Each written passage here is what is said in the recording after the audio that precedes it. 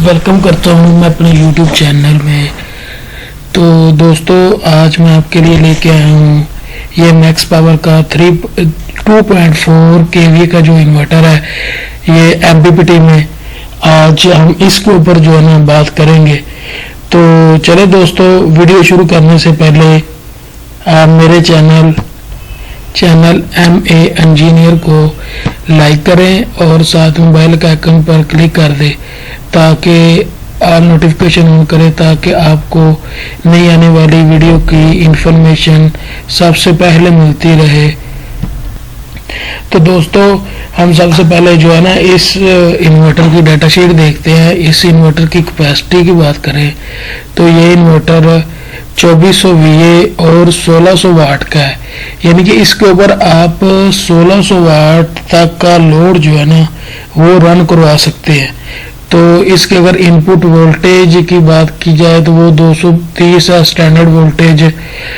इसके साथ या सिलेक्टेबल वोल्टेज रेंज, जैसे आप सिलेक्टेबल किसी इलाके में अगर वोल्टेज की रेंज कम या ज़्यादा है तो आप वहाँ पे 90 वोल्ट से लेके 280 जो है ना वोल्ट तक आप इसमें जो है ना चेंजिंग वगैरह कर सकते हैं सेटिंग में से जाके। फिर कौन सी रेंज जो है ना 50 हर्ट्ज और 60 हर्ट्ज है और वो ऑटो सेंसिंग पे है, यानी कि कुछ कंट्री में 60 हर्ट्ज के ऊपर फ्रिक्वेंसी है तो वहाँ पे अगर ये सिस्टम ये इन्वर्टर इंस्टॉल किया जाए तो वहाँ पे जो है ना वो खुद ब खुद ही सेंस कर लेता है।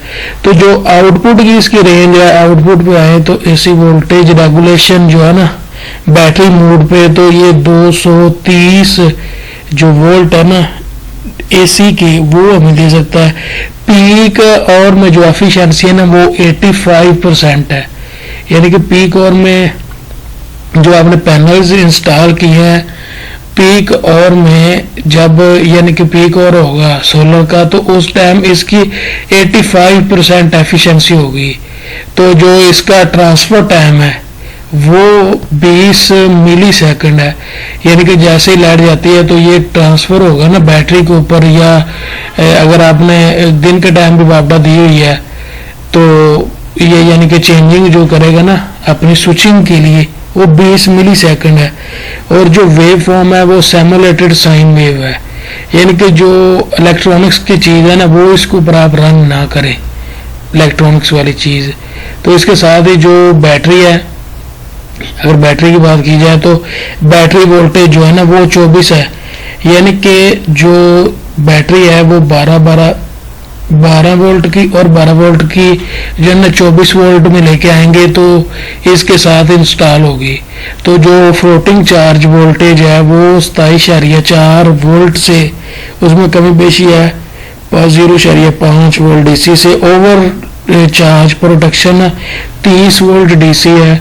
इसके साथ ही अगर हम इसके साथ जो मेन बात है, अगर सोलर चार्ज कंट्रोलर की बात करें तो इसके साथ जो सोलर चार्ज कंट्रोलर लगा हुआ MPPT है वो 40 एम्पेयर का है और इसकी वोल्टेज रेंज 100 VDC है, यानी कि 100 वोल्ट आप DC के दे सकते हैं। तो मैक्सिमम PV रे जो है ना वो 2000 वाट लगा सकते हैं। तो इसके साथ मैक्सिमम जो सोलर चार्ज करंट है वो 40 एम्पेयर है और ऑपरेटिंग जो वोल्टेज है वो 30 वोल्ट से 80 वोल्ट है।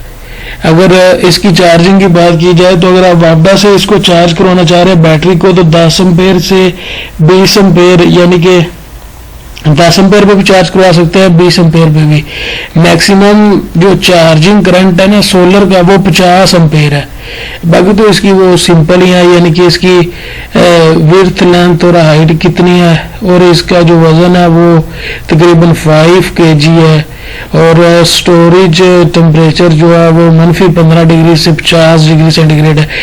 टेम्परेचर की बात पे हम एक बात अब मैं आपको बताता जाऊँ, आपने जब भी सोलर को इन्वर्टर को इंस्टॉल करना है तो आपने किसी ऐसी जगह पे इंस्टॉल करना है जहाँ पे जो है ना गर्मियों में डायरेक्ट सूरज ना आए, ताकि इसका जो है ना टेम्परेचर इंक्रीज ना हो सके। इलेक्ट्रॉनिक्स की डिवाइस है तो टेम्परेचर तो इसका ऑलरेडी वैसे भी जो है ना इंक्रीज होता है, लेकिन अगर आप सूर्य के सामने लगा देंगे तो वो जो है ना मसला करेगा।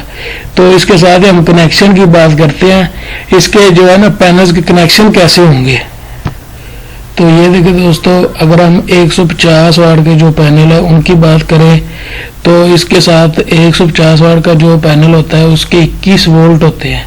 तो इसकी जो रेंज है वो 100 वोल्ट डीसी है। तो 21 ज़रब 3 63 वोल्ट हो गए।